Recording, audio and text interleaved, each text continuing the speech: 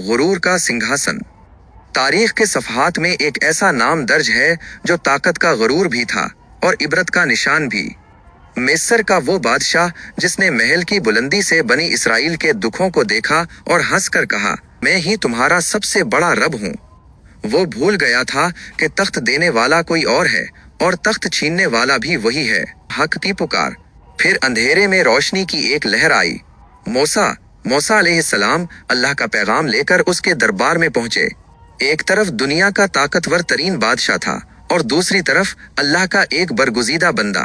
موسیٰ نے معجزات دکھائے، لاٹھی اژدہا بنی، ہاتھ سورج کی طرح چمکا، لیکن فرعون کے دل پر پڑے تکبر کے تالے نہ کھلے۔ سمندر کا فیصلہ۔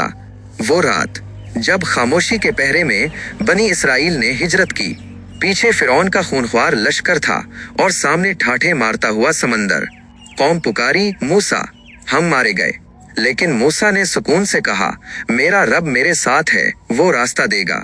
لاٹھی پانی پر لگی، سمندر پھٹ گیا اور پہاڑ جیسے پانی کے درمیان 12 راستے بن گئے۔ عبرتناک انجام۔ جب فرعون اپنے لشکر کے ساتھ سمندر کے بیچ پہنچا تو پانی کے پہاڑ گرنے لگے۔ موت نے اسے اپنی آغوش میں لے لیا۔ جب دم گھٹنے لگا تو وہ چیخ اٹھا، میں ایمان لایا، لیکن قدرت نے جواب دیا، آج نہیں۔ اس کی روح نکال لی گئی مگر اس کا جسم چھوڑ دیا گیا تاکہ وہ آنے والی نسلوں کے لیے ایک سبق بن جائے۔ اختتام۔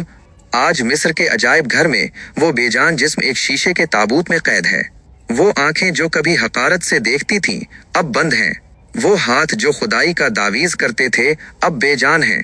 فرعون مر گیا لیکن اس کی ممی آج بھی پکار کر کہہ رہی ہے، طاقت صرف اللہ کی ہے۔